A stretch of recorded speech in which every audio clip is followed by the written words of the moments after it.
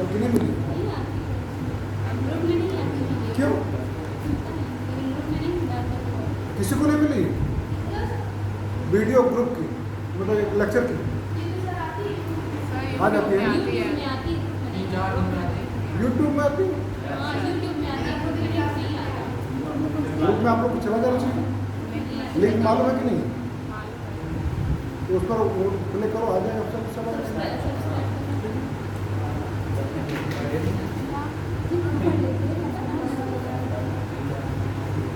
CEO chief economics officer, इसको कहा जाए एडवाइजर। CEO ऑफिसर, चीफ मुख्य officer. Executive officer, executive. Executive में चीफ या एग्जीक्यूटिव भी कह लीजिए, लेकिन उसको मुख्य आर्थिक सलाहकार क्या कहेंगे आप?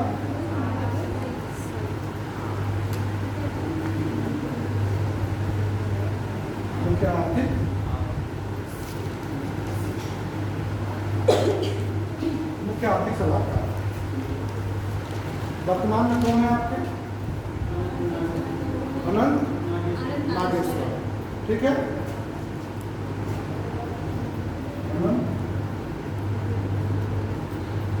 इसके पहले कौन थे?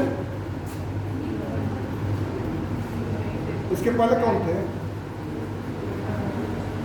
के सुब्रमण्यम, पूर्व।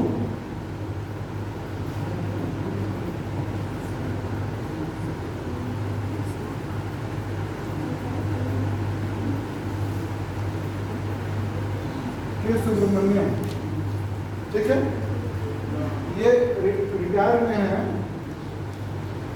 31 दिसंबर 2021 में, ठीक है। इसके बाद 21 से लेकर के फरवरी तक ये पद क्या था? मुख्य आर्थिक सलाहकार का खाली था, ठीक है ना। जिसके वजह से आपकी जो वॉल्यूम 2 आती है आर्थिक, वो नहीं आती, ठीक है ना। जो आपका बजट तैयार करता है, बजट तैयार करने का मुख्य काम किसको दिया जाता है? ये मुख्य आर्थिक सलाहकार का, ठीक है। सब क्लियर है? अगर पूछा भी जाए हर साल, और एक नियुक्ति कितने साल की होती है CEO की? हाँ, कितने साल की होती है? 3 वर्ष, ठीक है। 3 वर्ष के लिए होती है। उसके अलावा अगर वित्त मंत्रालय को, क्योंकि CSO कार्यालय है, CSO अब हो गया है क्या? NSO।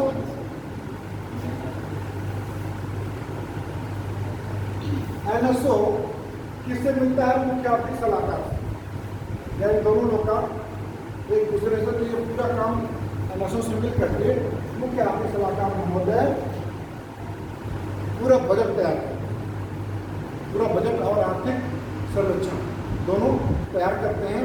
तैयार करने के बाद ये वित्त मंत्रालय को सौंपते हैं, और वित्त मंत्रालय वित्त मंत्री 1 फरवरी को क्या करता है? उसे संसद में प्रस्तुत करता है, ठीक है।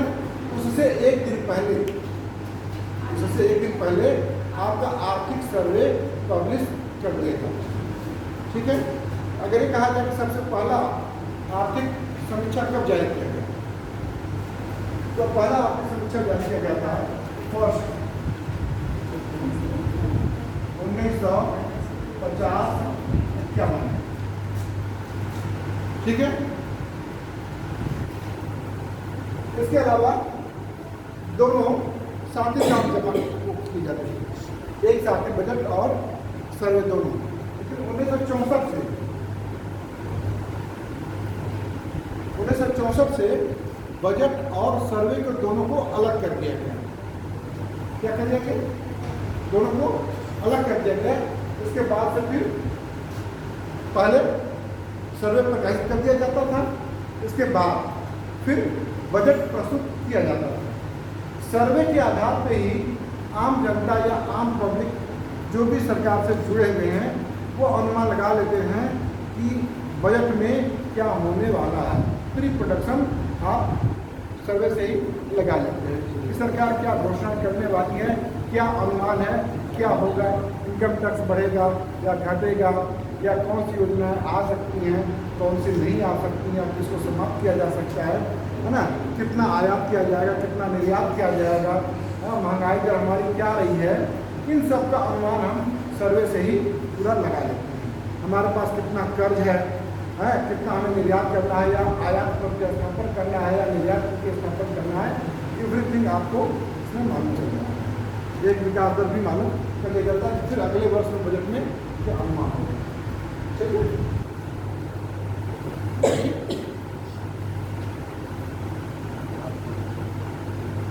अगर ये कहा जाए कि महंगाई का आधार क्या है,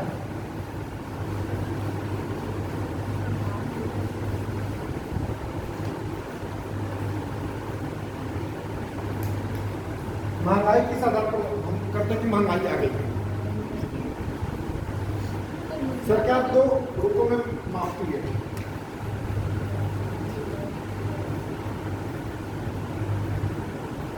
पहला क्या है, उपभोक्ता मूल्य सूचकांक। उपभोक्ता मूल्य सूचकांक, ठीक है। दूसरा है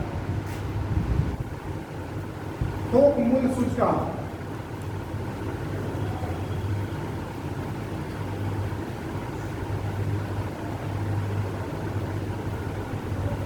थोक मूल्य सूचकांक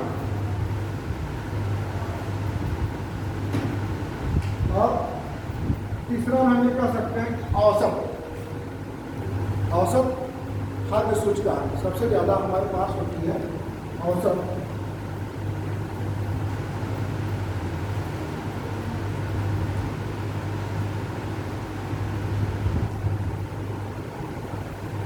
खाद्य सूचकांक,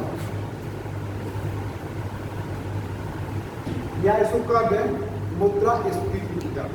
महंगाई क्या कहेंगे हम, मुद्रास्फीति दर। मुद्रास्फीति क्या होती है, क्यों होती है, उसको भी जोड़ कर लें। जब मुद्रा की मात्रा बाजार में बढ़ जाती है तो महंगाई बढ़ जाती है। डिमांड सप्लाई, जब डिमांड क्या हो, बहुत ज़्यादा हो और सप्लाई कम हो, यानी वस्तु की मांग ज़्यादा हो और आपूर्ति क्या हो, कम हो, तो क्या होगा, मूल्य बढ़ जाएगा। यानी अगर यह अनुमान कर लिया जाए कि किसी वस्तु की कीमत बढ़ने वाली है ना, या ये कह लिया जाए कि बाजार में उस वस्तु की किल्लत होने वाली है, तो क्या हो जाएगा, डिमांड एकाएक बढ़ जाएगी। डिमांड बढ़ जाएगी और तत्काल उस point of time, point of समय, पॉइंट ऑफ दिन में आपके पास उत्पादन नहीं होता है, तो महंगाई क्या होती है, बहुत ज़्यादा बढ़ जाता है। जैसे टीवी न्यूज़ सुनते हैं आप लोग, इसमें श्रीलंका और पाकिस्तान की क्या स्थिति है, आर्थिक संकट आ गया है। आर्थिक संकट क्यों आया है कि वहाँ पे 1 लीटर का मूल्य कितना है, 280, 35, 40 है ना। और यही स्थिति पाकिस्तान की भी है। वहाँ के तो राष्ट्रपति, प्रधानमंत्री दोनों छोड़ के देश भाग गए हैं आर्थिक संकट की वजह से, कि जनता उनके घरों पर ही कब्जा कर ली है ना। लोग 2-2, 3-3 दिनों से लगे हुए हैं लाइन में कि 2 लीटर 3 लीटर पेट्रोल मिल जाए ताकि वो अपने काम पे जा सकें या अपने दैनिक खर्च पूरा कर सकें या सामानों की आवाजाही की जा सके। यानी महंगाई क्यों महंगाई, भाई वहाँ पे उनके पास पानी रिजर्व बिल्कुल है ही नहीं ताकि वो पेट्रोलियम को क्या कर सकें, आयात कर सकें। उत्पादन तो नहीं नगड़ के बराबर है, बहुत कम उनका उत्पादन है। जैसे हमारे देश में पेट्रोलियम उत्पाद बहुत कम है, हम 80% क्या करते हैं, आयात पर निर्भर है। और 20% लगभग हम उत्पादन कर पाते हैं। तो ऐसी स्थिति में क्या होगा कि जब हमारे पास आपूर्ति कम और डिमांड ज़्यादा तो प्राइस का बढ़ना ज़्यादा होता है। लेकिन थोक मूल्य सूचकांक होता है, एक उपभोक्ता मूल्य सूचकांक होता है। उपभोक्ता मूल्य सूचकांक में क्या क्या होती है? वो सभी वस्तुएं जो कि आपके खाद्य में सम्मिलित की जाती हैं, जो आपके दैनिक जीवन में उपभोग की जाती हैं, उपभोक्ता मूल्य जो व्यक्ति कंज्यूम तत्काल कर लेता है, ठीक है ना। इसके अलावा वस्तुओं और सेवाओं का जो है थोक मूल्य सूचकांक, जैसे औद्योगिक उत्पादन का है, कृषि का उत्पादन है, इन सभी वस्तुओं और सेवाओं का जब हम जोड़ते हैं सूचकांक के रूप में औसत और भार आधार पर, तो उसको हम थोक मूल्य सूचकांक कहते हैं। और इसी से महंगाई की या मुद्रास्फीति की इन्हीं दोनों के आधार पर हम लगाते हैं कि हमारे देश में महंगाई है, वस्तुओं की उपलब्धता है या नहीं है, हमारे पास खाद्य रिजर्व है या नहीं। हमारे यहाँ औसत तेल की कीमत कितनी है? 100 रुपये, ठीक है ना। हाँ, उपभोक्ता मूल्य सूचकांक अभी तो आप फिलहाल तो आंकड़ा लिख लीजिए कितना आने को, फिर डिप्ली चले जाएंगे, फिर ट्रैक्शन भरते चले जाएंगे। तो ट्रैक्शन देकर आज आप सर्वे खत्म कर देना चाह रहे हैं, ठीक है। तो फिर उद्योग अलग अलग है, कृषि अलग अलग है, बेरोजगारी अलग अलग है, मुद्रास्फीति अलग अलग है, इंस्टीट्यूशन अलग लेंगे, WTO अलग लेंगे, है ना। तब फिर अलग अलग लेक्चरों पर लेंगे। लेकिन अब ये कि अधूरा छोड़ने का भी मन नहीं हो रहा था कि अधूरा डाटा दे दें, फिर एग्जाम में आ जाए, फिर तो सर आपने तो पढ़ाया ही नहीं था पूरा, है ना। अब उपभोक्ता मूल्य सूचकांक है 5.2%। कितना है? 5.2%। और थोक मूल्य सूचकांक है 12.5%। और औसत खाद्य मुद्रास्फीति या खाद्य सूचकांक में कहा जाए तो यह है 2.9।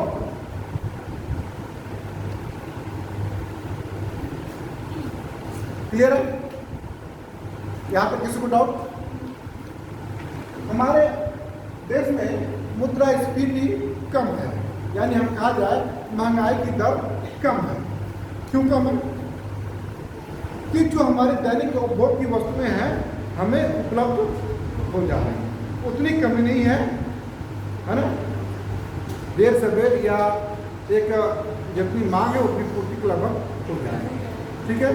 और ये भी कहा जाए कि विकास के लिए हल्की मुद्रास्फीति या थोड़ी मुद्रास्फीति इंजन का काम करती है या विकास का काम करती है। इसलिए अर्थव्यवस्था में मुद्रास्फीति थोड़ी सी होनी चाहिए, लेकिन दहाई को पार नहीं करनी चाहिए, ठीक है ना।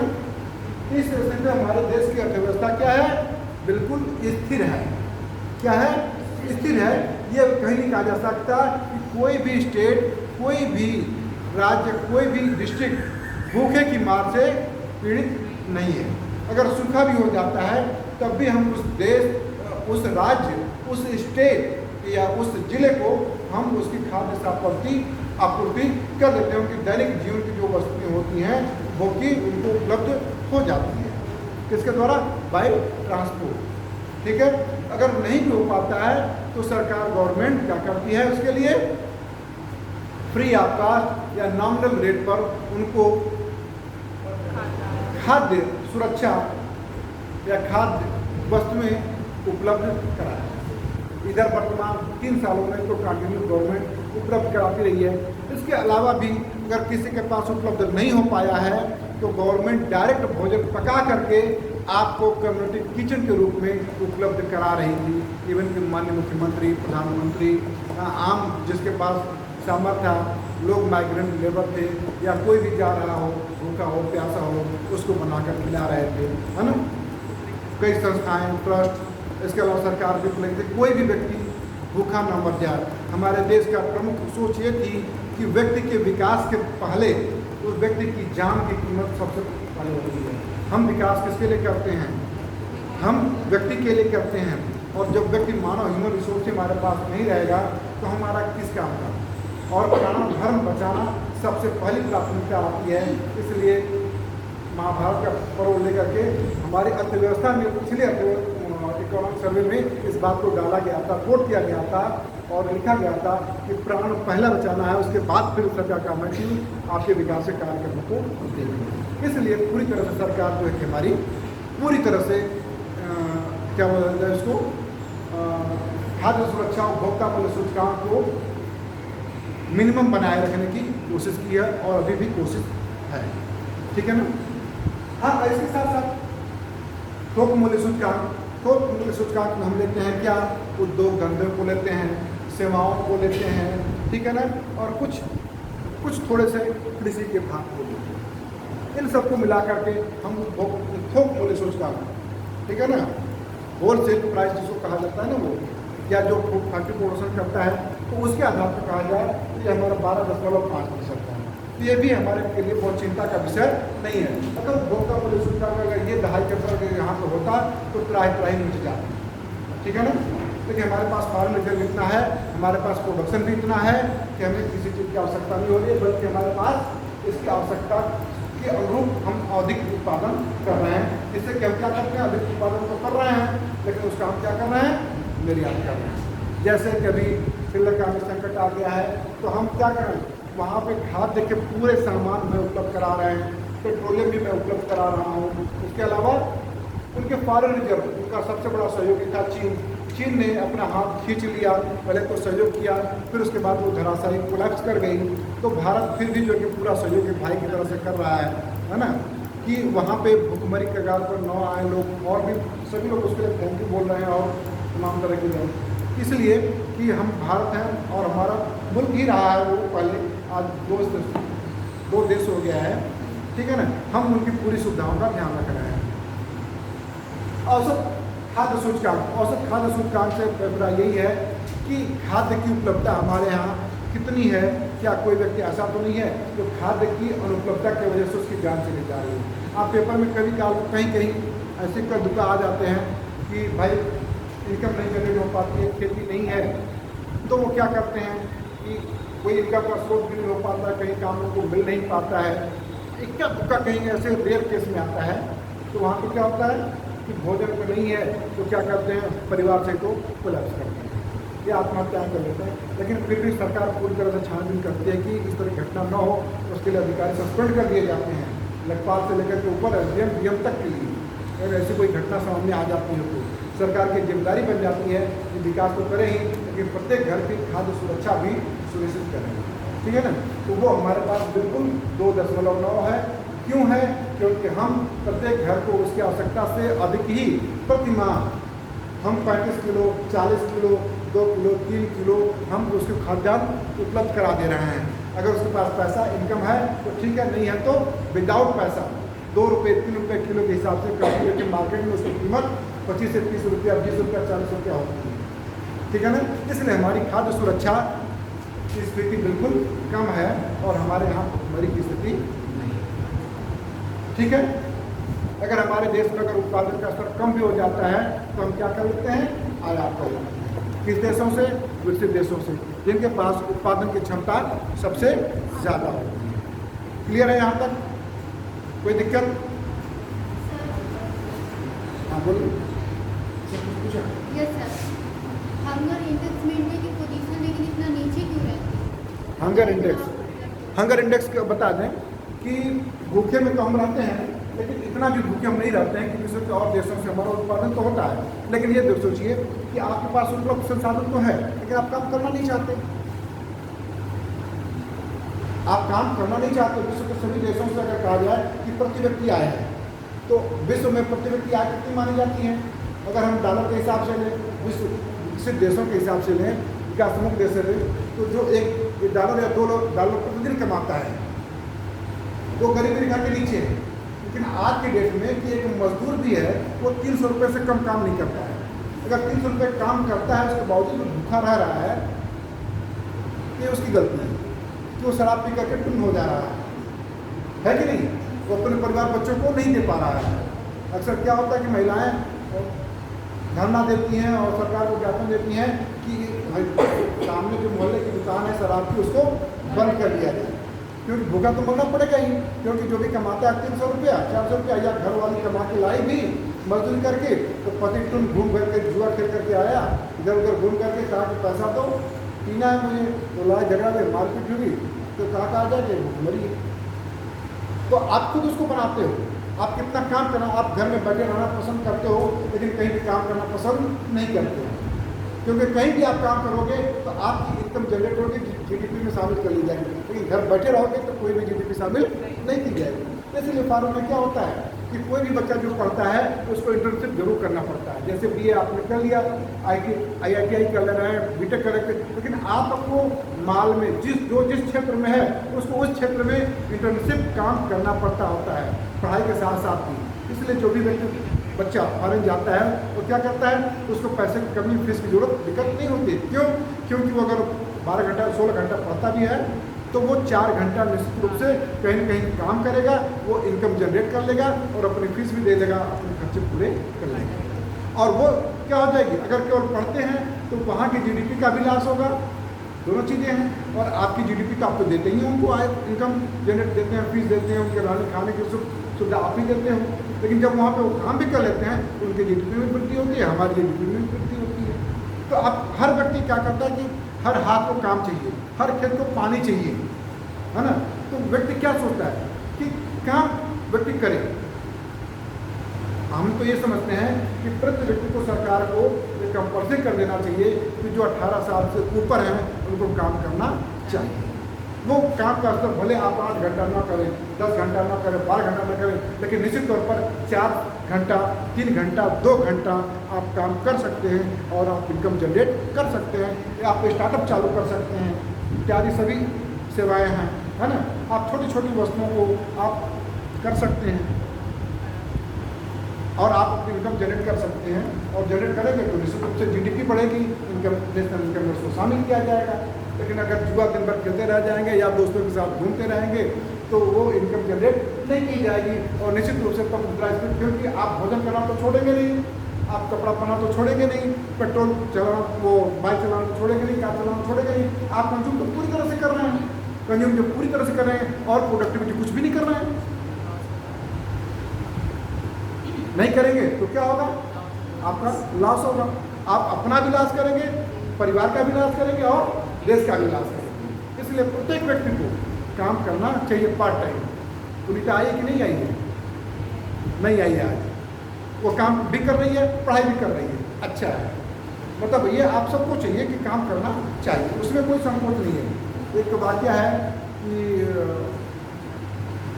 वहाँ का राष्ट्रपति था कौन, बराक ओबामा, ठीक है, उनके कहानी सुने आपने, उनकी बेटियों की कहानी क्या,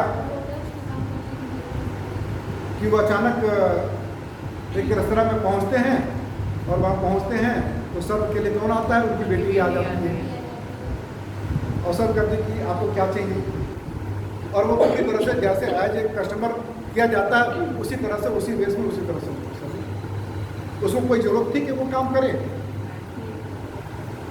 कोई जरूरत नहीं है, क्योंकि वो राष्ट्रपति की भी बेटी है।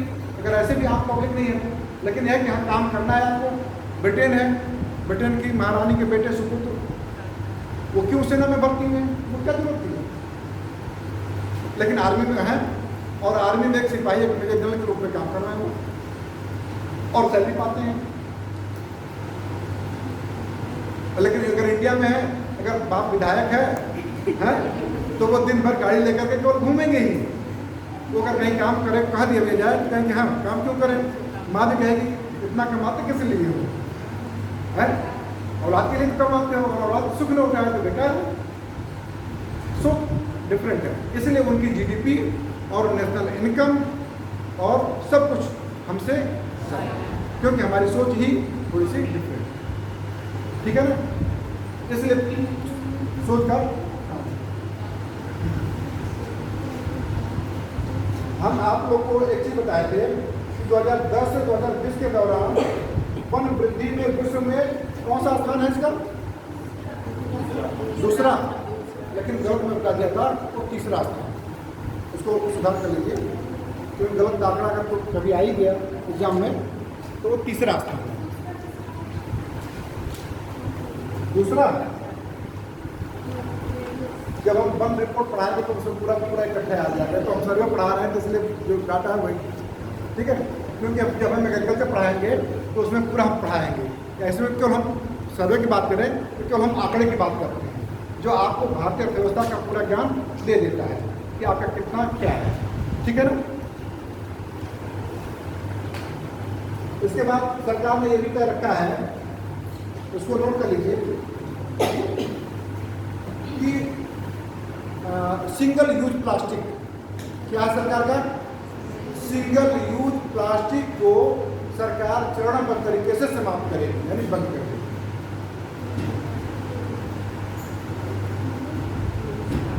कब तक, इसकी डेट कब तक है? 2022 तक सिंगल यूज प्लास्टिक को सरकार बैन कर रही है, ठीक है ना। अब सरकार है, सरकार तो नहीं है, योजना मैं तो नहीं बनाता हूँ। सर अभी भी बैन कर दिया, थोड़े टाइम बाद फिर स्टार्ट हो जाएगी। देखिए सबसे बड़ी बात यह है कि हम सिविक सेंस हमारे पास नहीं है। हमको एक बात कहने में हमको कोई जरूरत नहीं, मैं प्रोफेसर हूँ कि अगर मार्केट में मैं जाऊँगा तो थैला ले जाने में मुझे भी क्या लगता है, अपमानित महसूस करता हूँ। मैं थैला ढूँ, दुकान पे जाऊँगा, क्या दूँगा, हाँ दे दो भैया सब्जी दे दो, तो 2 सब्जी लिया, 3 सब्जी लिया, 3 पॉलीथीन मैंने ले लिया। लेकिन मैं एक बार भी नहीं कहता हूँ कि मैं पॉलीथीन नहीं लूँगा। सरकार तो बंद कर देती है, बैन तो कर देती है, और व्यापारी लाभ करने के लिए, सुविधा के लिए कहता है ठीक है, उसको तो इनकम जनरेट हो गई और आपको क्या हो जाती है, सुविधा हो जाती है। हमको भी सोचना है कि अपने परिवारों को बचाना है, तो हमें उसके यूज को पाबंद करना है। कहीं भी आप सरकारी संस्थान में चले जाइए तो ये कोशिश की जाती है कि ये जो आपका सिंगल यूज का बॉटल है ना, वो उसको बंद कर दिया जाए, ये बॉटल चलेगा, क्योंकि ये ड्यूरेबल है और ये आपके स्वास्थ्य के लिए हानिकारक भी नहीं है। कि जो सिंगल यूज का प्लास्टिक है, जो पन्नी है, पॉलीथीन है या बॉटल है, वो आपके लिए, स्वास्थ्य के लिए भी हानिकारक है और ऐसे भी स्वास्थ्य पर्यावरण के लिए भी आपके लिए हानिकारक है। इसके लिए 22 तक सरकार लक्ष्य की है, 31 दिसंबर तक इसको पूरी तरह से चरणबद्ध तरीके से ये बाई फोर्स, जबकि नियम भी लगाई है कि अगर कोई भी पॉलीथीन का उपयोग करता हुआ पाया जाता है या कोई भी दुकानदार देता है तो उसके ऊपर 50,000 रुपये का जुर्माना है और 1 साल की जेल है। लेकिन इसके बावजूद भी मार्केट में ये उपलब्ध है कि हमें हस्र का विषय है, ठीक है ना। और हम भी उसको बड़े शौक से कहते हैं दे दो भाई, अगर नहीं पहले पूछता है सब बैग लाए हैं, सब अगर सब्जी लेने जाते हो तो आप लोग सब्जी वाला पूछ लेता, पहले नहीं पूछता था, अब पूछ लेता साहब झोला है कि नहीं, झोला नहीं है तो बड़ा उसके डालते हुए कहता है कि अच्छा ठीक है, पन्नी तो बैन है, लेकिन फिर भी अगर पता चला कि पीछे से हुडर की गाड़ी तो निकल गई, जितनी पन्नी है वो सब कूड़े में फेंक देता है, कहता कि तुरंत हटा दो कि कहीं बैन न लग जाए, हमारी भी बात न लग जाए। सरकार भी बैन करके चोरी छिपे पुलिस की नज़रों से चलता है, लेकिन हमें और आपको सतर्क होना होगा कि इसको हम समझें। 2019 में लिख लीजिए 2019 में राष्ट्रीय स्वच्छ वायु कार्यक्रम चलाया गया। 2019 में राष्ट्रीय स्वच्छ वायु कार्यक्रम चलाया गया।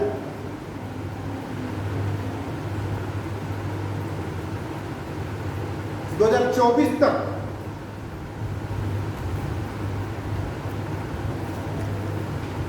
2020 तक इसका लक्ष्य है कि 2024 20 तो बीत चुका है, 2024 तक पार्टिकुलेट मैटर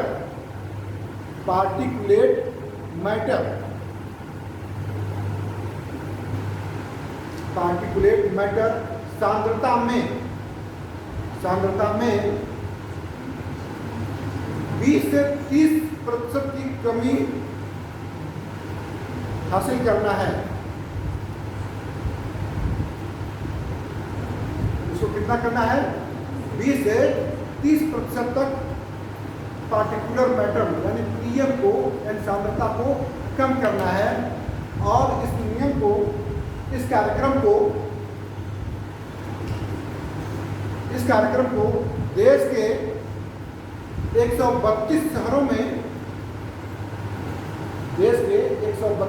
में लागू किया गया है। देश के 132 शहरों में लागू किया गया है।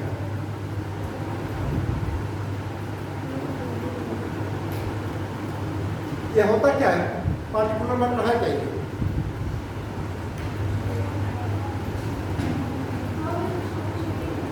हवा में जो सांद्रता है यानी जो प्रदूषण का स्तर है, ठीक है ना, क्या CFC कार्बन डाइऑक्साइड, ठीक है, और शीशा लेड जो आता है ना वो, कि अगर वो सब्जी मंडी से आप दे तो आपकी आंखों में भी वो होने लगता है ना, क्या होता है, आंखों में जलन होने लगती है।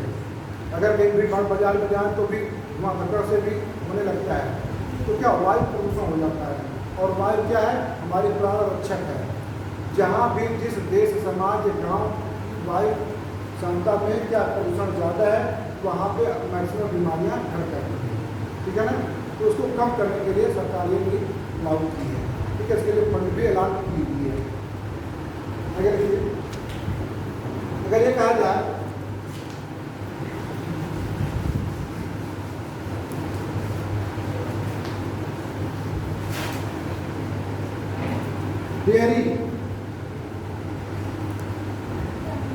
डेयरी के उत्पादन में या GDP में इसका कितना योगदान है,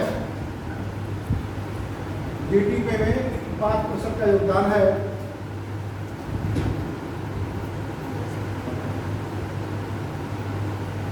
यह कृषि वस्तु क्या है, सबसे बड़ी वस्तु है। इसमें 8 करोड़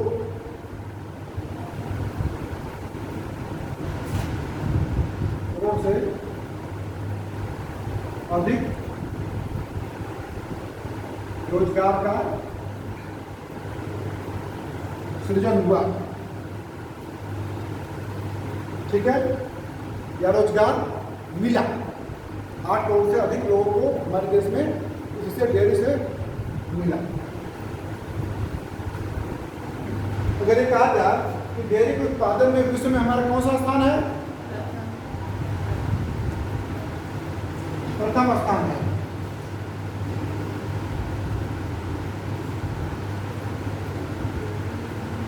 इसमें अगर ये कहा जाए तो हमारा कितना योगदान है, 23%। कितना योगदान है, 23%। अगर ये कहा जाए कि दूध प्रति व्यक्ति कितना उपलब्ध है,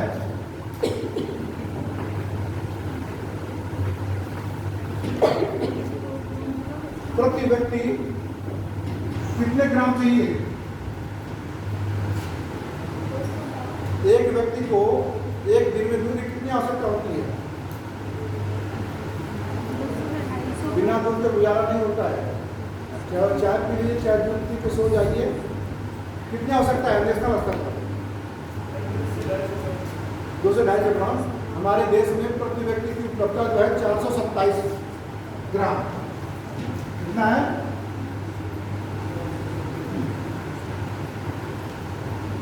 427 ग्राम की उपलब्धता है प्रतिदिन, ठीक है। इतना व्यक्ति कंज्यूम कर ही लेता है।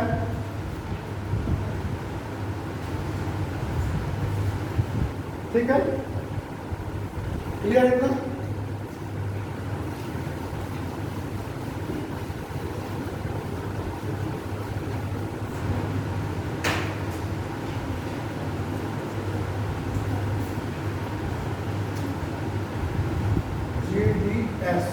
GDS क्या होता है,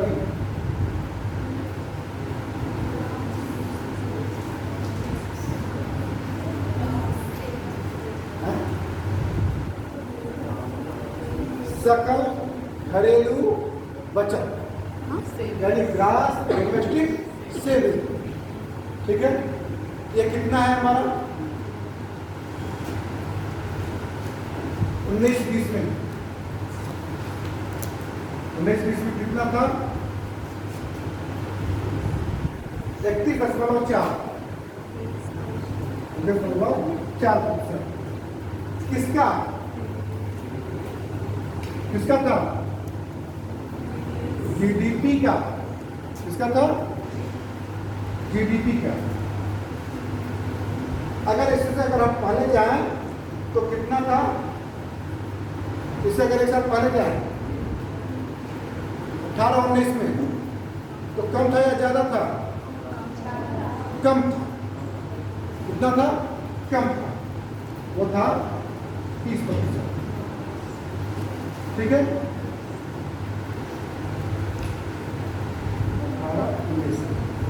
ठीक है। कभी कभी एग्जाम, कभी पुराना पेपर किसी संस्था में छपा होता है तो वर्तमान आंकड़े में पूछ के पुराना आंकड़े पूछ लेते हैं, तो ये भी आपको पता होना चाहिए। ठीक है ना। और सर्वाधिक बचत कौन करता है? सर्वाधिक बचत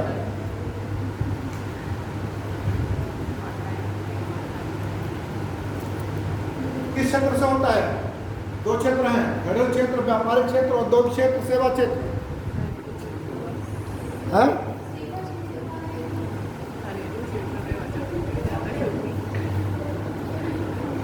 घरेलू क्षेत्र सर्वाधिक बचत घरेलू क्षेत्र कितना है? 19.6%। ठीक है।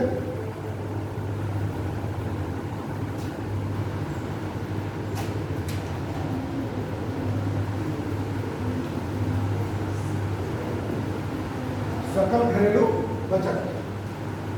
अभी कहा जाए सकल पूंजी निर्माण।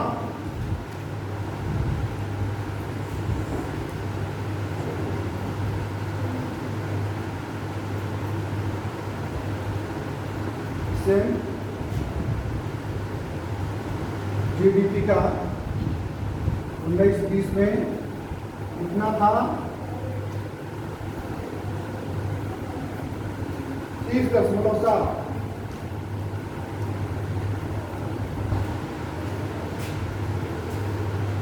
लेकिन अगर ये कहा जाए कि अगर 18-19 में कितना था?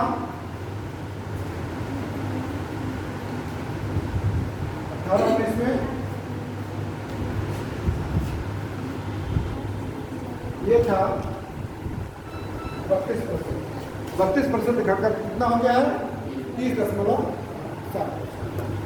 ठीक है।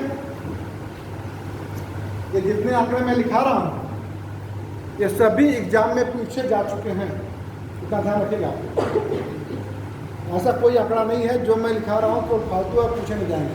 आप विशेष क्या उठा लीजिए, चाहे उसका किसी भी एग्जाम को उठा लीजिए, सब में वो आंकड़े पूछे जाते हैं। मुद्रास्फीति, थोक मुद्रास्फीति पूछी जाती है, वन का पूछा जाता है ना, डेयरी का भी पूछा जाता है, इसमें कौन सा स्थान है। इसके अलावा बचत कितनी दर है, पीसीएस में तो कई वो बार पूछा जा चुका है। पूंजी निर्माण पूछा जा चुका है, कितना बचत है। ठीक है ना। अगर ये कहा जाए कि सर्वाधिक पूंजी निर्माण कौन करता है? सर्वाधिक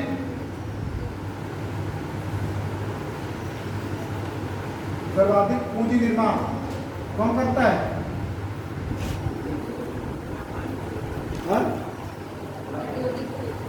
औद्योगिक क्षेत्र। ठीक है। और निजी क्षेत्र। निजी क्षेत्र इसका योगदान है 22.5। 22.5।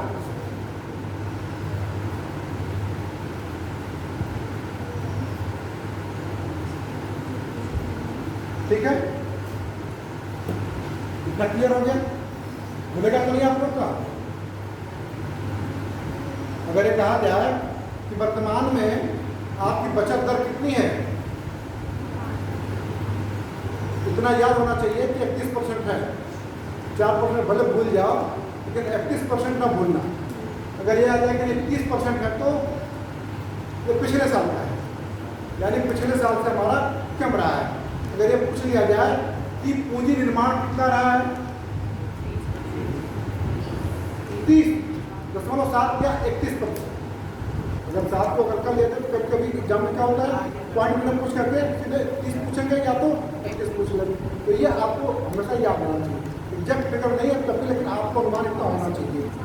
ठीक है, अगर ये पूछा जाए कि 32% था तो ये कह लेंगे कि हम इसके पिछले वर्ष में, और इस वर्ष वर्तमान में था जो हमारा 19-20 में था तो हमारा ये हमेशा बचत दर और पूंजी निर्माण की दर हमेशा एक साथ पीछे क्यों होता है? क्यों नहीं हम 22-23 का बजट प्रस्तुत कर रहे हैं, 21-22 का हम सर्वे प्रस्तुत कर रहे हैं, लेकिन ये पीछे क्यों है? तो प्रश्न होता क्यों है?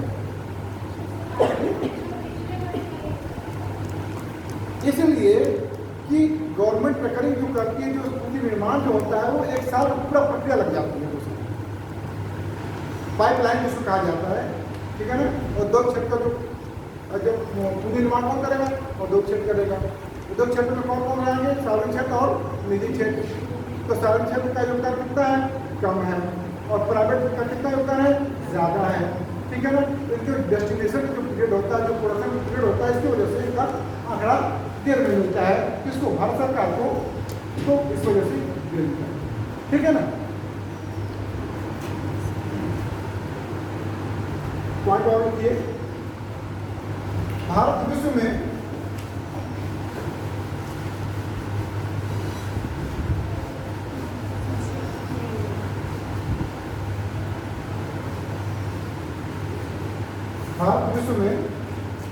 अंडा उत्पादन में तीसरा स्थान, अंडा उत्पादन में तीसरे, और मांस उत्पादन में 9वां स्थान है।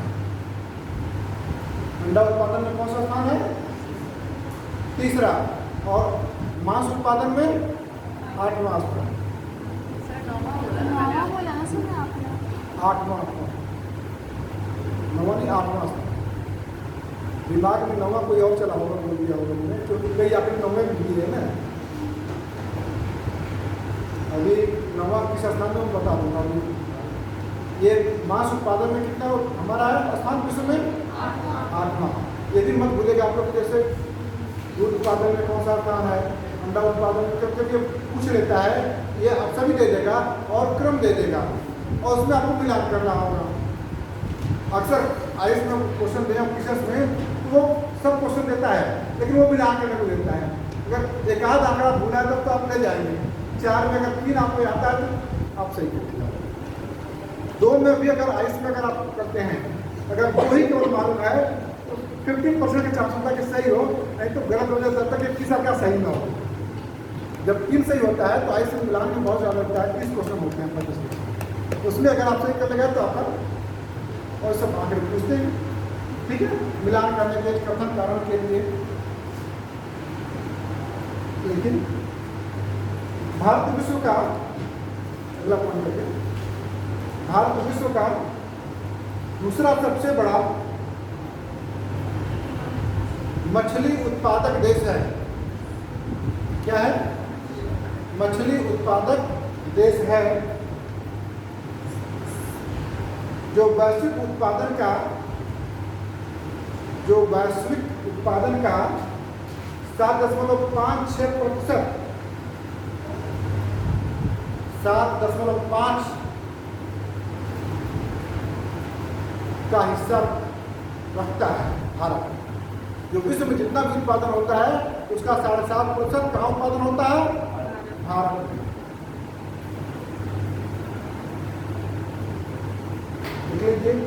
क्या देश के जीवीए में, क्वेश्चन पूछा था जीवीए में 1.24%, जीवीए में 1.24%, और कृषि जीवीए में, और कृषि जीवीए में 7.28 से अधिक का योगदान देता है। या 7.3 से अधिक का योगदान देता है। ठीक है,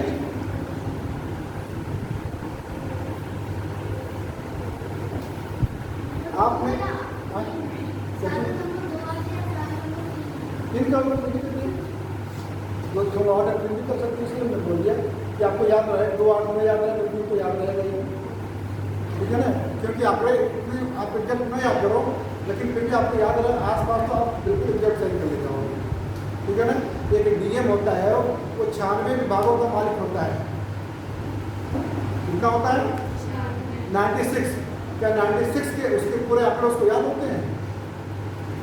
लेकिन सामान्य सभी विभागों की जानकारी उसको होती है कि पशु विभाग है तो वहाँ पे क्या हो सकता है, क्या क्या होता है, कौन कौन सी दवाइयाँ सरकार दे रही, कौन कौन सी दवाइयाँ, कौन कौन से रोग हैं, उसकी पूरी जानकारी है। शिक्षा में है तो उसको शिक्षा में पता है कि कितने कॉलेज हैं, स्कूल हैं, और NFP लागू की जा रही है, और किस विषय में कहाँ क्या कितना क्या है। और एक आपके प्रशासन में बनने का यही तो है, इसे तो कहा जाता है कि आपको सभी की जानकारी हो, ज्योग्राफी की भी जानकारी हो, इतिहास की भी जानकारी हो, पॉलिटिक्स की भी जानकारी हो, इकोनॉमिक्स की भी जानकारी हो, कल्चर की भी जानकारी हो, है ना। तब जाकर के आप अर्थव्यवस्था को मैनेज या देश को या प्रशासन को मैनेज कर पाओगे, है कि नहीं। आगे चलिए, औद्योगिक उत्पादन सूचकांक, औद्योगिक उत्पादन सूचकांक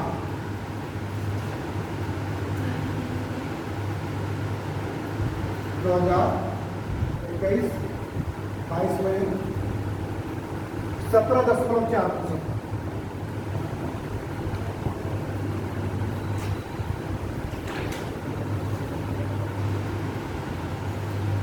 ठीक है, अगर ये कहा जाए कि हमारे देश में औसत सड़क कितना निर्माण किया जा रहा है एक दिन में, एक दिन में हमारे देश में सड़क का निर्माण कितने किलोमीटर किया जा रहा है, कोई और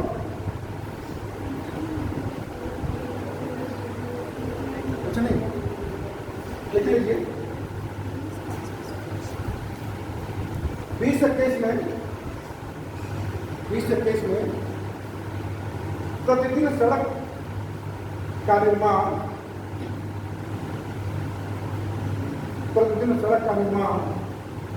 36.5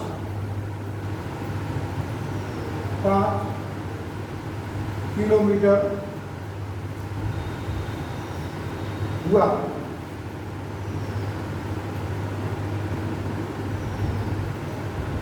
अगर ये कहा जाए औद्योगिक क्षेत्र की हिस्सेदारी कितनी है GDP में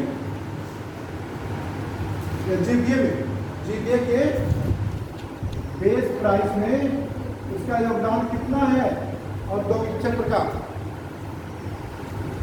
बोलिए। आप लोगों को मैं लिखा चुका हूँ, बता चुका हूँ कितना है।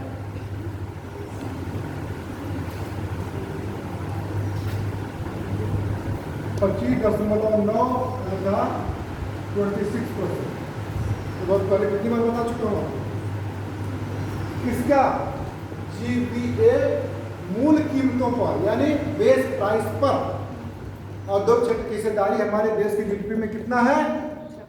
26%। ठीक है, 25.9 तो कहीं नहीं पूछेगा, लेकिन 26% जरूर पूछेगा। ठीक है, कभी कभी ये भी पूछ लेता है एक्यूरेट जानने के लिए कि आपको कितना मेमोरी है। ठीक है,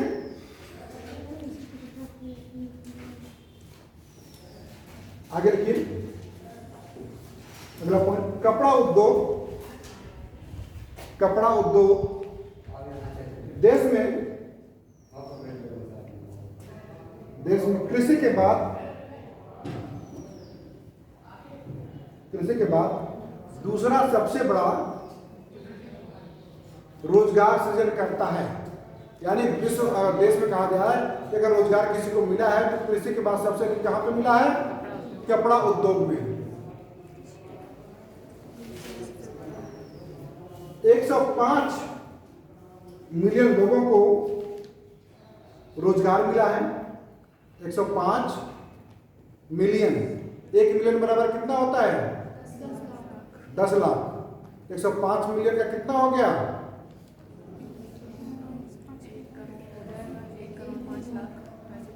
1 करोड़ 5 लाख। ठीक ना? ये आंकड़ा आपको याद होना चाहिए। अगर बिलियन कहा जाए तो मिलियन और बिलियन में क्या डिफरेंट है? बिलियन खराब होता है, मिलियन करोड़ होता है। करोड़ का, सही। ठीक है, क्लियर है? ये एक मतलब है कि बिलियन छोटा होता है, मिलियन बड़ा होता है।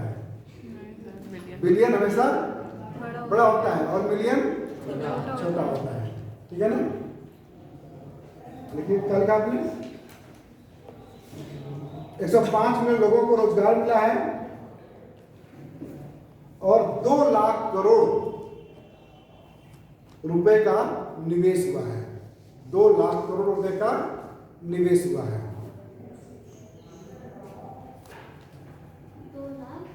2 लाख करोड़ रुपए का निवेश हुआ है।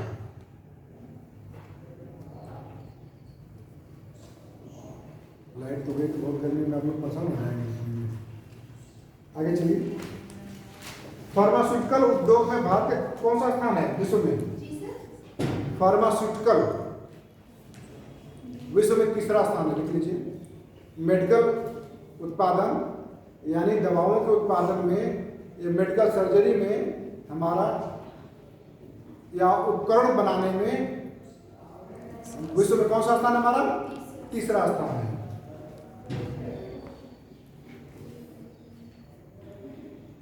और सड़क निर्माण में हमारा विश्व में कौन सा स्थान है? ये भी कभी कभी पूछ लेता है। सड़क निर्माण में हमारा कौन सा स्थान है विश्व में? दूसरा स्थान है। और पहला स्थान अमेरिका का है। ठीक है? और तीसरे स्थान पर चाइना, चौथे स्थान पर रूस है। बड़े देश है, बड़े। ठीक है? अगर ये कहा जाए कि हमारे यहाँ रेल भी बहुत बड़ी है, तो विश्व में कौन सा स्थान है इसका? तीसरा। नोट कर लीजिए, तीसरा स्थान है। रेल नेटवर्क में 2021-22 में भारत का स्थान तीसरा है। रेल नेटवर्क में भारत का स्थान क्या है? तीसरा है। अगर ये कहा जाए कि दूरसंचार में विश्व में भारत का कौन सा स्थान है? दूरसंचार, कम्युनिकेशन,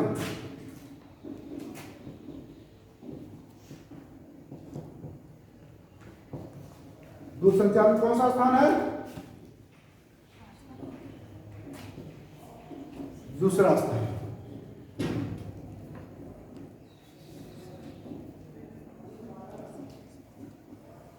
अगर ये कहा जाए कि एक व्यक्ति को प्रतिदिन कितने ग्राम खाद्यान्न उपलब्ध हो जाता है?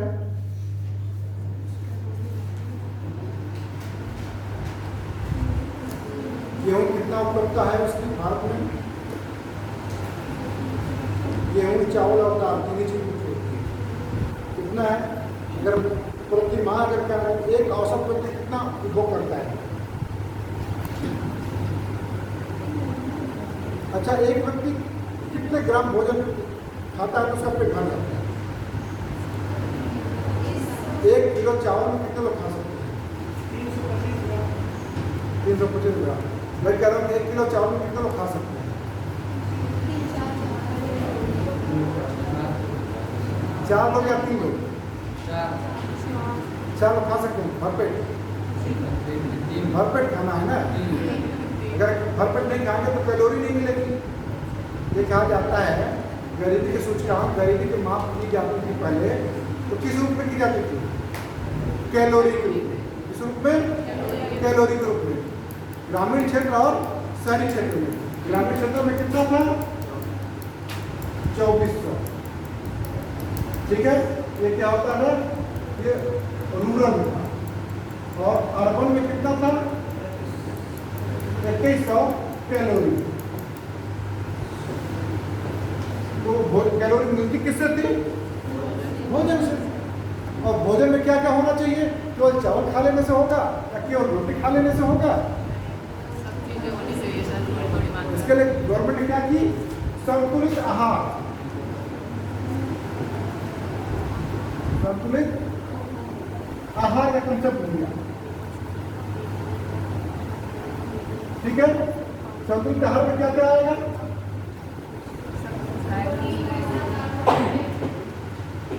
इसके साथ साथ खनिज लवण। अगर ये कहा गया कि आपके शरीर में खनिज लवण की कमी हो जाए तो कौन सा रोग होगा? जो गांवों में अक्सर पाया जाता है, शहरों में पाया जाता है, खनिज लवण की कमी। खनिज लवण किसमें मिलता है? हरी साग सब्जियों, पत्तेदार सब्जियों में मिलता है, आपके बर्गर चिप्स में नहीं। ठीक है, और ना ही मैगी में मिलता है, नहीं क्या होता है उसको पिस्ता बोलते हैं, पास्ता बोलते हैं। आजकल के लड़के और लड़कियां बच्चों का तो क्या खाओगे बेटा? पास्ता खाएंगे, है ना। एक अगर बेटा दूध पी लो तो छोड़ के भाग जाएगा खेलने, जैसे दूध में नहीं पीना है। पनीर खिलाने के लिए कहा दो तो क्या कहेगा? ना, मुझे पनीर तो गंद देती है कि नहीं। चॉकलेट दे दो, टॉफी दे दो, पास्ता दे दो, मैगी दे दो तो बड़े चाव से खा के दिन भर आ जाएगा। और होगा क्या जाएगा उसको कि भूख लगना ऑटोमेटिक बंद हो जाएगी। भूख लगना बंद हो जाएगी, उसका वजन भी बढ़ जाए, घट जाएगा और उसका प्रॉपर ग्रोथ जो होता है वो। ठीक है, उसके अलावा उसको आप आरओ का पानी पिला दीजिए, मिनरल कम कर दीजिए, उसको ठंडी का रोग हो जाएगा उसको। तो उसको क्या करना चाहिए? फ्रेश वाटर आपको पिलाइए, कम उसका टीडीएस होना चाहिए। शरीर का इतना ज़्यादा प्रभाव पड़ता है। ठीक है ना, चलिए आगे।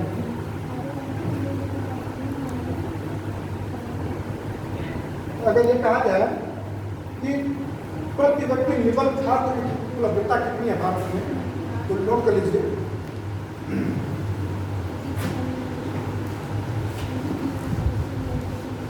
क्वेश्चन बनाने वाला कहाँ से आपको क्वेश्चन दे के फंसा दे, इसके लिए आपको तैयार रहा कीजिए।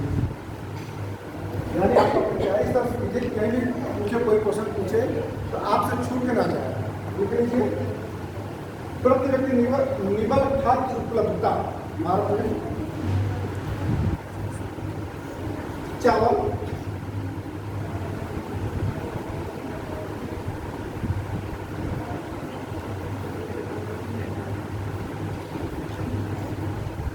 आंकड़े के अनुसार वर्ष में उसको कितना चाहिए और प्रतिदिन वर्ष में कितना चाहिए? 72 kg पर डे, 197 या 200 ग्राम आप कर सकते हो। ठीक है, क्या चाहिए उसको? चावल, गेहूं, गेहूं कितना चाहिए? चावल से आदमी कम खाता है रोटी या ज़्यादा खाता है? चावल ज़्यादा खाता है, कम खाता है, रोटी ज़्यादा खाता है, तो निश्चित रूप से उसका स्तर कम होगा। 67 और ये हो जाएगा 183 या 180 भी कर सकते हैं आप इसको। ठीक है, आपको आंकड़ा आपने बनाना है। इसके बाद आता है दाल। दाल कितना होना चाहिए? दाल तो सबसे कम यूज होता है, कितना होना चाहिए? एक व्यक्ति एक महीने में कितना दाल खा जाता है? एक महीने में, एक दिन में कितना खाता होगा? एक मुट्ठी। तो महीने में कितने मुट्ठी हो गए? 30 मुट्ठी। 30 मुट्ठी का वजन कितना हो सकता है? कितना? 1 से 1.5 किलो कितना होता है? 500 ग्राम के आसपास होना चाहिए। 16.5 किलोमीटर 5 kg। और प्रतिदिन इसको कितना चाहिए? 45 ग्राम, 45 या 45 आप कर सकते हैं। ठीक है, ये आपको आंकड़े कभी कभी एग्जाम में पूछे गए हैं। ठीक है ना, प्रतिदिन एक व्यक्ति को औसत और संतुलित आहार अगर कहा जाए तो संतुलित आहार में गेहूं, चावल, दाल के अलावा आपको हरी पत्तेदार सब्जियां और दूध, इसके साथ साथ अंडा और मांस भी आपको जरूरत है। ठीक है ना, मांस की भी उतनी उपयोगिता होती है, शरीर की बॉडी को जरूरत होती है। ठीक है ना, जो रेस्टोरेंट होते हैं, जो बहुत दौड़ते हैं, बहुत ज़्यादा काम करते हैं, उनके लिए भी वो चीज़ जरूरी होती है। सप्ताह में एक दिन ही चाहिए उनको, लेकिन चाहिए दूध, अंडा, मांस, यही साधन है। और सबसे ज़्यादा अगर कहा जाए तो मछली का उपयोग किया जाता है। मछली क्यों खाया जाता है? कि सबसे ज़्यादा ओमेगा फैट मिलता है और विटामिन ए पाई जाती है, जो कि आपके आँखों की रोशनी के लिए सर्वाधिक उपयुक्त मछली होती है। ठीक है ना।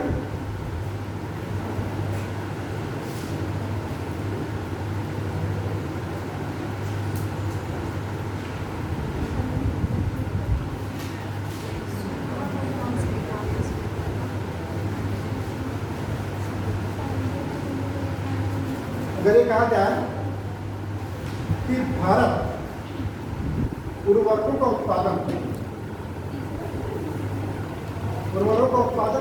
करता है या आयात करता है, निर्यात करता है, या केवल आयात ही करता है? उत्पादन करता है, कितना % करता है? खाद्य कौन कौन सी हैं ये बताइए। एनपी के मतलब हाँ, और के मतलब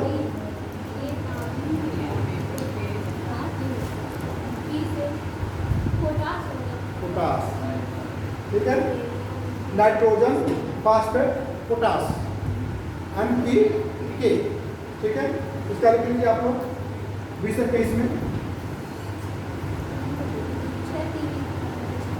ठीक है, उत्पादन और आयात, कितना उत्पादन हुआ और आयात कितना हुआ।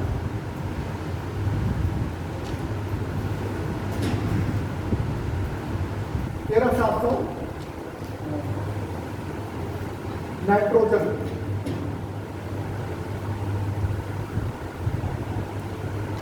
नाइट्रोजन का उत्पादन 13,715। ये उत्पादन हुआ आपके देश में। ठीक है, लेकिन इसकी भी इतना उत्पादन होने के बावजूद भी आपकी अपनी आवश्यकताओं को पूरा नहीं कर पाए हैं, इसलिए कितना आयात, इसके बाद भी हमको कितना आयात करना पड़ा है, कितना 56 टन।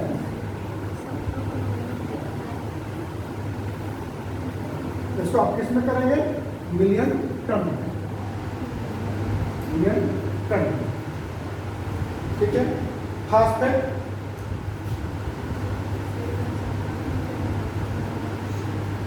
फास्फेट का उत्पादन 47-39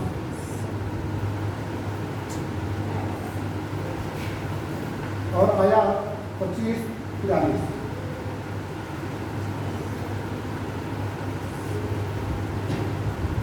पोटास,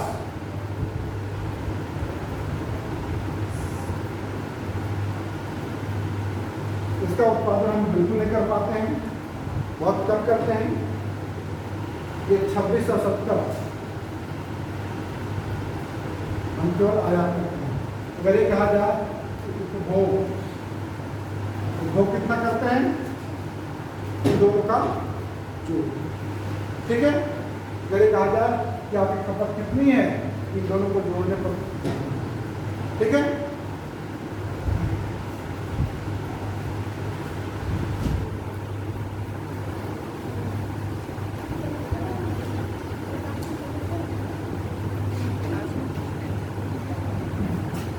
विद्युत,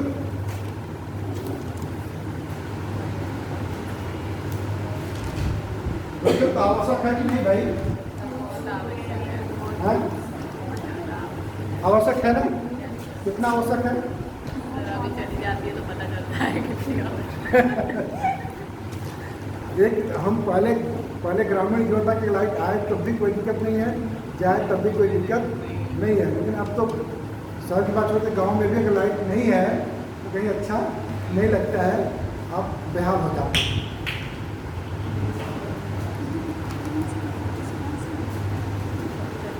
विद्युत उत्पादन में कौन कौन सा साधन है? जल है, जल यानी हाइड्रो, उसके बाद थर्मल, उसके बाद फिर सोलर या सौर, या उसको कहेंगे रिन्यूएबल एनर्जी, ठीक है, जिसको पुनः उत्पादित किया जा सकता है। क्या वो सोलर सिस्टम हो, पवन के द्वारा हो, है ना, या फिर और किसी के माध्यम से कर लिया जाए, तो उसको क्या कहेंगे हम, रिन्यूएबल एनर्जी, या उसको सोलर या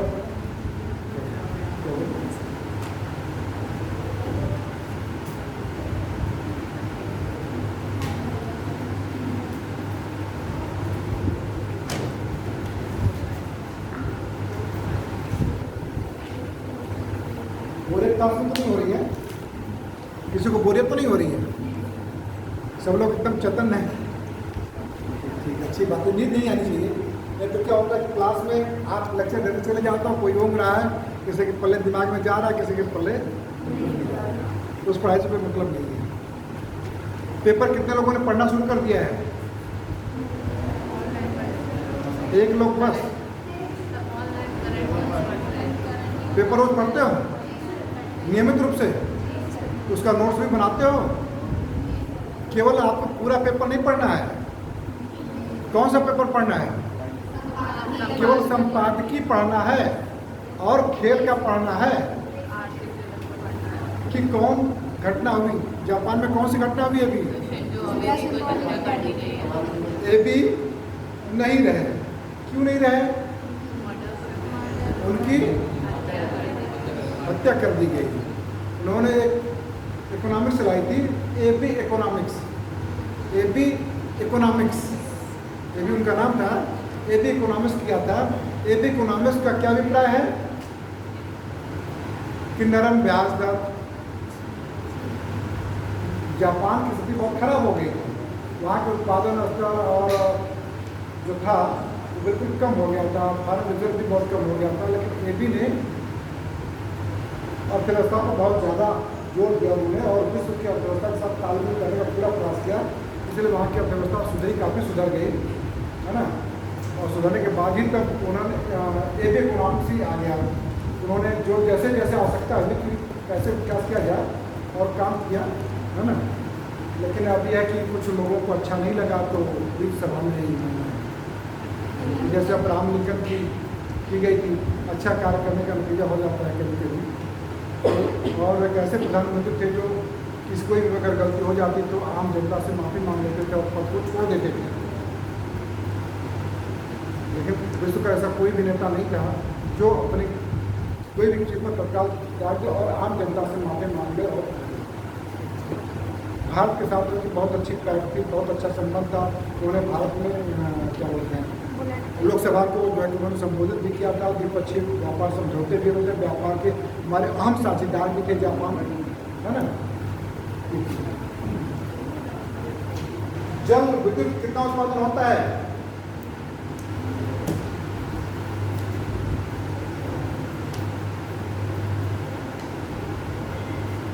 जल विद्युत बोलिए, इसको हम किसमें नापते हैं? मेगावाट, मेगावाट हजार, ठीक है। तो जल विद्युत का कितना है? 46.2। तापीय, तापीय प्लस नवीकरणीय ऊर्जा, इसको क्या बोलते हैं? सोलर ऊर्जा को हम क्या बोलेंगे? नवीकरणीय ऊर्जा। उसमें सभी आ जाएंगे, प्लस नवीकरणीय ऊर्जा। उसका ऊर्जा कितना है? 329। नाभिकीय,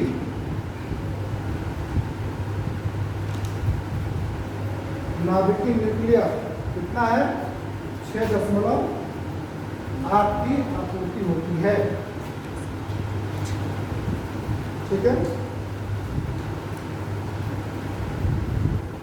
ये हमारे कितने संयंत्र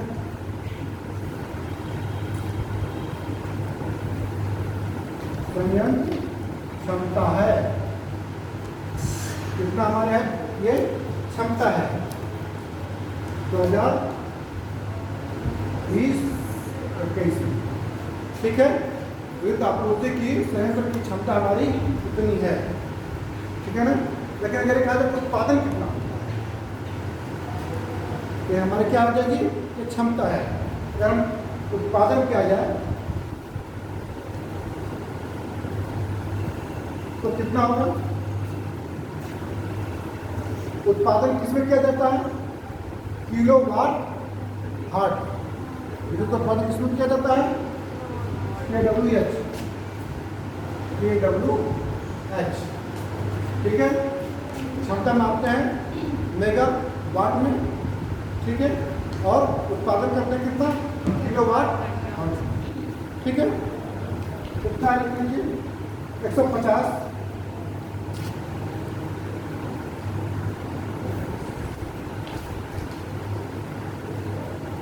3 किलोवाट।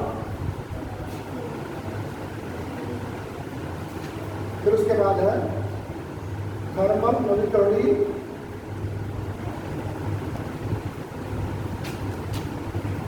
ग्यारह 80। अगर उसको 0.3 को हटा देंगे तो 150 आपको चल जाएगा, ठीक है। और नाभिकीय कितना है 40।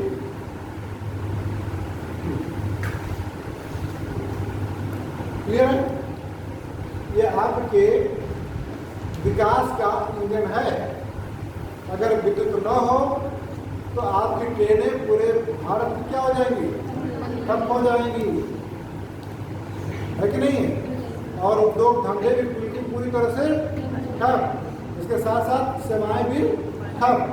केवल एक ही चीज चलेगा क्या, खेती, है वो भी किसके द्वारा, हल बैलों के द्वारा, नहीं वो भी ट्रैक्टर ठप। ट्रैक्टर तो मान चलेगा, इससे ट्रैक्टर तो नहीं चलेगा, तेल से चलेगा, लेकिन तेल का भी इसमें आ जाता है। अब तो डीजल इंजन से भी चलते हैं, ठीक है ना, लेकिन विद्युत मैचुर की जा रही है। अब संसाधनों को देखते हुए और इसके अलावा सबसे महत्वपूर्ण उत्पादक कारक हमारा क्या है विकास का, कच्चा तेल।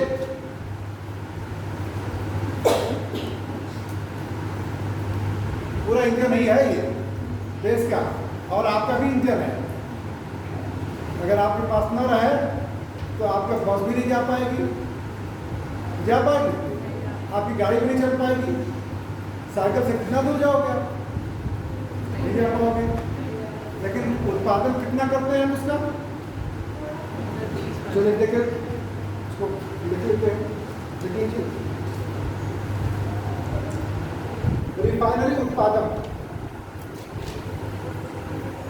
रिफाइनरी उत्पादन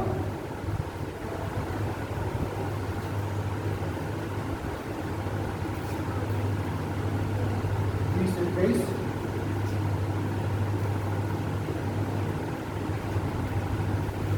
221 8। इसको हम किसमें मापते हैं, मिलियन टन, ठीक है। कच्चे तेल आयल, क्रूड आयल इसको करते हैं, क्रूड आयल।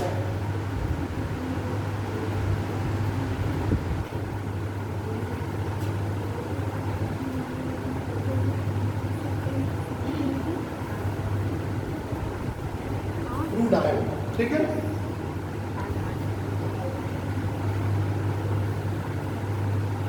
अगर ये कहा जाए घरेलू रिफाइनरी उत्पादन, रिफाइनरी उत्पादन मतलब क्या समझते हैं आप,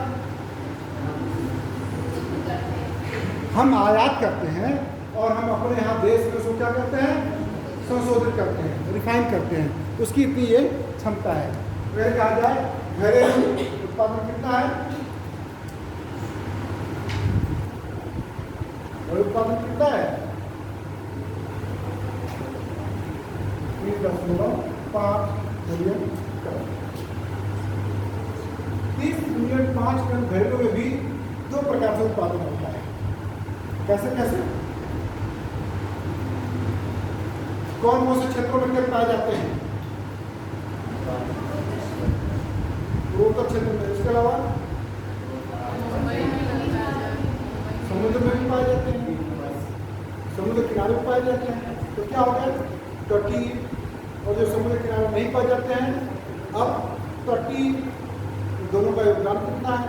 एक एग्जाम में पूछा गया था कि भारत में तटीय क्षेत्रों में कच्चे तेल का उत्पादन कितना किया जाता है,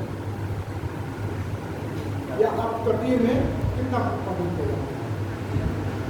दोनों का अंश लगभग बराबर है। कितना कितना है? तटीय का 15,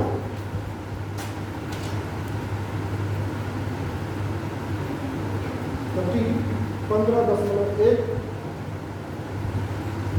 अब तटीय 15.39। इसके अलावा क्या इतने में हमारी पूर्ति हो जाती है? तो एक और भाग बचा आयात। तो आप कितना आयात करते हैं? आयात कितना करते हैं? 196.5 मिलियन इतना आप आयात करते हैं तो आपका काम चल जा रहा है, ठीक है। लेकिन फिर भी महंगाई सबसे ज़्यादा हो रही है, ठीक है। ये क्लियर हो गया? ये सभी चीज़ें किसमें आएंगे? आपके उद्योग क्षेत्र में आएंगे। इसमें आएंगे ये सब आपके किसमें थे? उद्योग क्षेत्र में। उद्योग क्षेत्र का विकास दर कितनी है?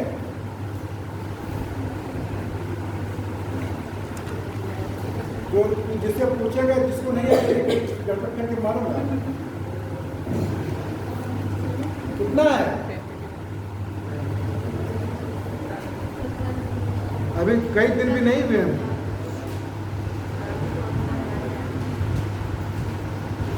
बोलिए, इतना टाइम आपको एग्जाम में मिलेगा? मैं जो लिखाया हूँ, जो समझाया हूँ, उसको भी नहीं कर पा रहे आप।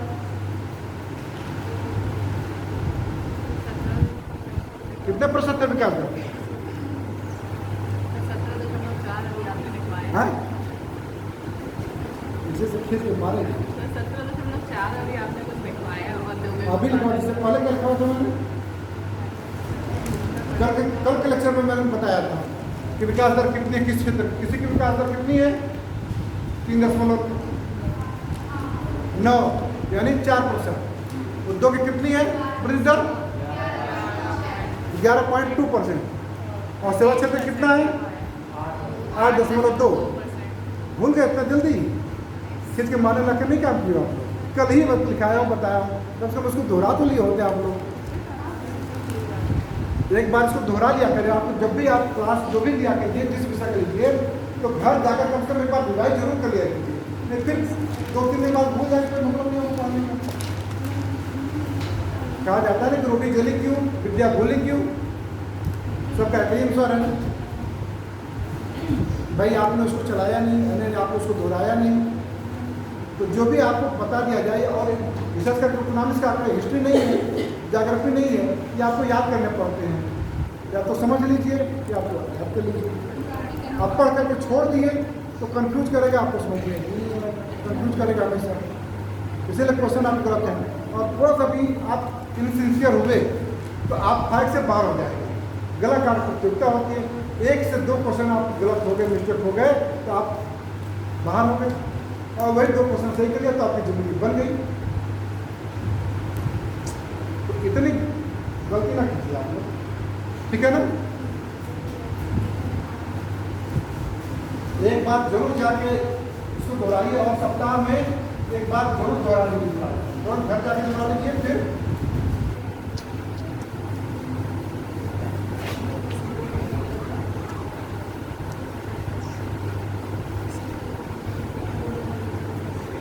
सेवा,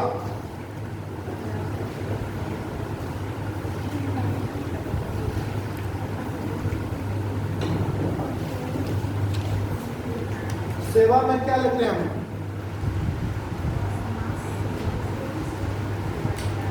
सेवा के कितने क्षेत्र बताया तुमने?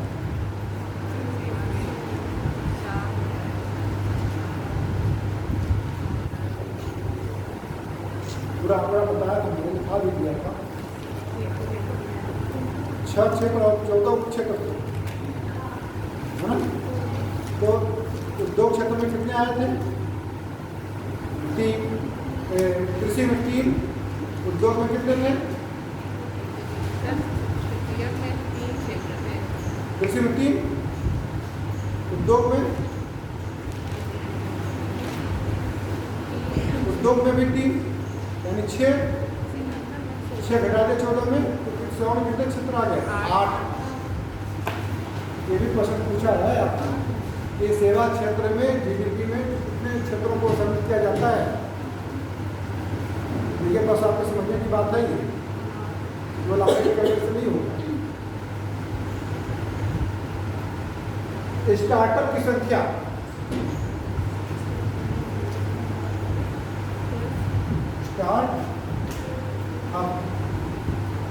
इसकी संख्या पहले कितनी हुआ करती थी? 700 कुछ हुआ, 735 थी। कब? 14-15 में। 14-15 में कितना थी? 15-16 में कितना थी? 735 के साथ। और वर्तमान में कितना हो गई है? 2021-22 में स्टार्टअप संख्या कितनी हो गई है? उससे बढ़ रहा है कि 735 से 800 से कितना बढ़ सकता है? कितना अनुमान हो सकता है? बहुत ज़्यादा बढ़ गया होगा। कितना? फिर भी बोलिए। 14,000।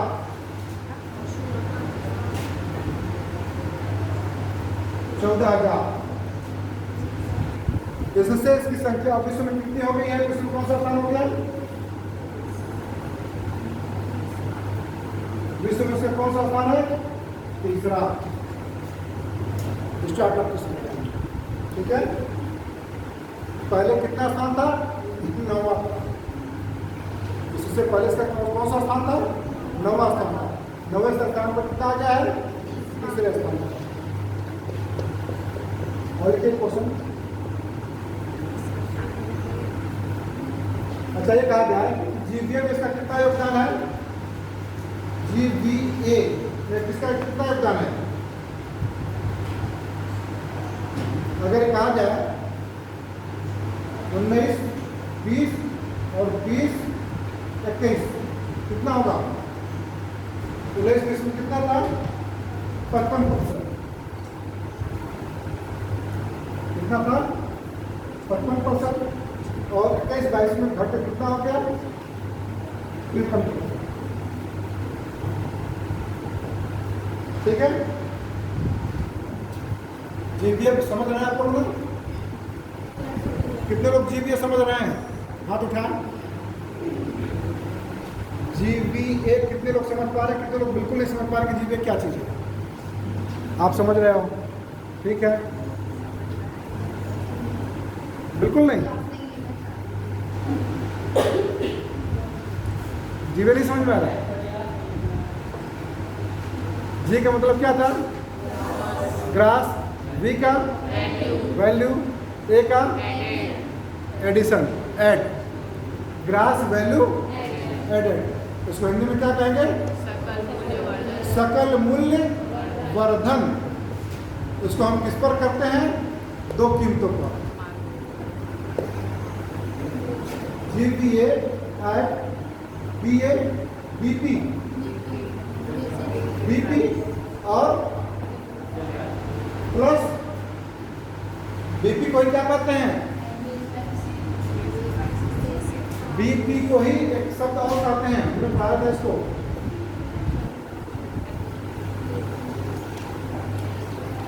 एफसी, फैक्टर कास्ट, यानी साधन लागत। ठीक है ना? नेशनल इनकम जीडीपी किस पर निकालते हैं आप? जीडीपी फैक्टर कास्ट निकालते थे, लेकिन अब किस पर निकालते हैं? जीबीए बेस प्राइस पर। ठीक है, चलिए देखिए आगे इसके एक पॉइंट लीजिए। विश्व वाणिज्यिक सेवाओं के निर्यात में पॉइंट लीजिए। विश्व वाणिज्यिक सेवाओं के निर्यात में विश्व वाणिज्यिक सेवाओं के निर्यात में भारत की हिस्सेदारी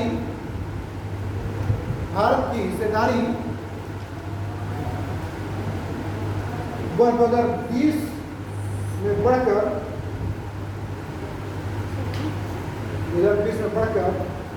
4.1% हुई है।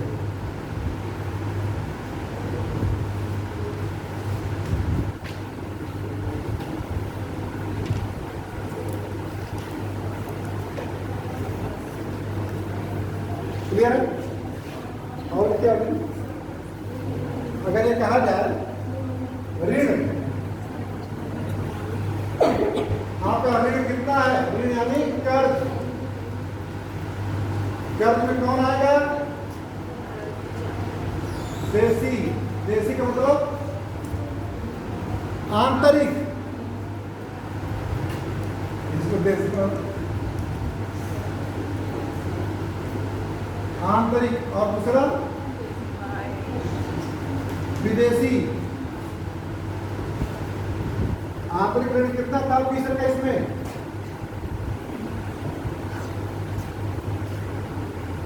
50.3।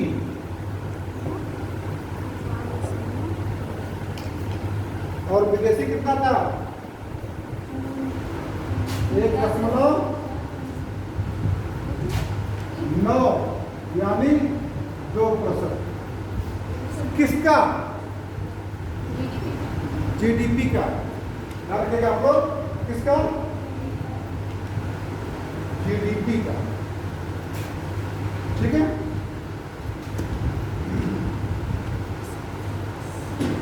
ये जो पॉइंट लिखिए, विश्व निवेश रिपोर्ट 2021 के अनुसार भारत 2020 में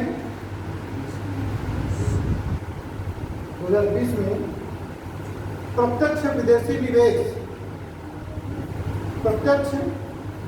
निवेश FDI का, प्रत्यक्ष विदेशी निवेश को क्या बोलते हैं? FDI, foreign direct investment. इसके बोलते हैं FPI। FPI क्या मतलब होता है? Foreign portfolio investment. ठीक है ना? इन दोनों में ही भारत में निवेश किया जाता है और विश्व में भी निवेश होता है। विदेशी कंपनियां भारत में निवेश करती हैं इन दोनों के माध्यम से। इसके माध्यम से FDI और FPI के माध्यम से भारत में निवेश करती है। ठीक है?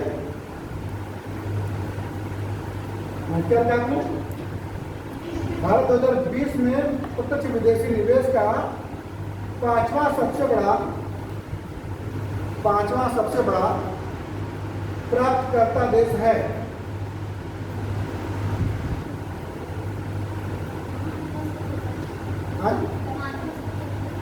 देश है, प्राप्तकर्ता देश है।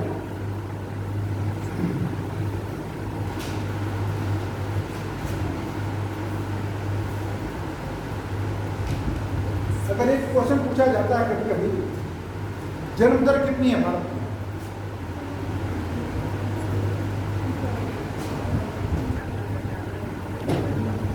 जन्म दर कितनी है भारत में? अभी तो भारत के आगे मतलब जनसंख्या में कुछ नहीं लिखाएंगे, जनसंख्या में लिखाएंगे नहीं। एक चीज तो ये हो गया कि किस गेहूं कहाँ सबसे ज्यादा पाया जाता है भारत में? दो चीज आपको याद करनी है, वो मैंने लिखाया है।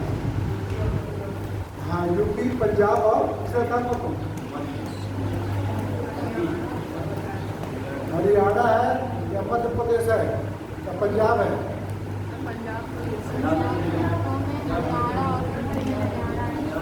प्रति हेक्टेयर के हिसाब से उत्पादन में और उत्पादकता दोनों में अंतर होता है। कभी कभी क्वेश्चन आप लोग कंफ्यूज करते हैं, याद होते हुए उत्पादक में कौन सर्वाधिक आरोही क्रम है, और फिर उत्पादकता में दोनों में डिफरेंट है। यानी टोटल वैल्यूम कितना सबसे ज़्यादा उत्पादन कहाँ हुआ और सबसे कम क्षेत्र में सबसे ज़्यादा उत्पादन कहाँ हुआ, तो वो उत्पादकता हो गई। जैसे कि 1 हेक्टेयर में 10 कुंटल और 1 हेक्टेयर में 8 कुंटल। उत्पादकता किसकी है? पंजाब की ज़्यादा है। पंजाब की ज़्यादा है और यूपी की। और उत्पादन कहाँ जाए तो यूपी ज़्यादा है। क्यों? क्योंकि इसका वैल्यूम एरिया बड़ा है पंजाब की, इसलिए उत्पादन यहाँ पे ज़्यादा होगा। ठीक है। जन्म दर कितना है भारत में? जन्म दर कितना है? 2%। कितना है? 2%। लिख लीजिए इसको। एक आ जाए शिशु मृत्यु दर कितना है? 35.2%।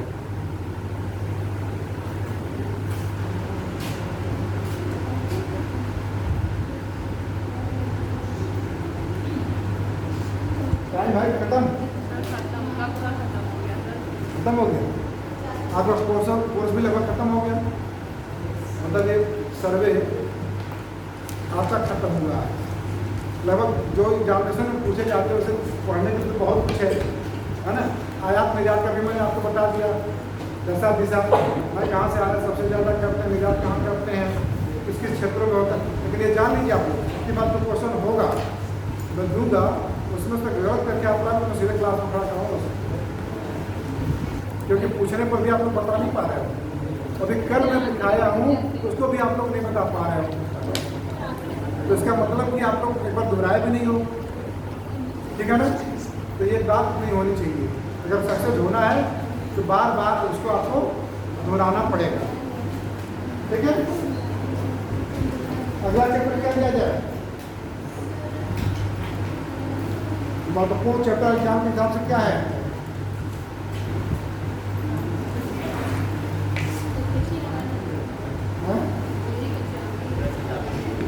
कृषि करते हैं, एग्रीकल्चर। भारतीय अर्थव्यवस्था की विशेषताएं और कृषि कर लेते हैं। विशेषताएं और क्या क्या जो होता है उसमें अब शुरू करते हैं भारतीय अर्थव्यवस्था। ठीक है।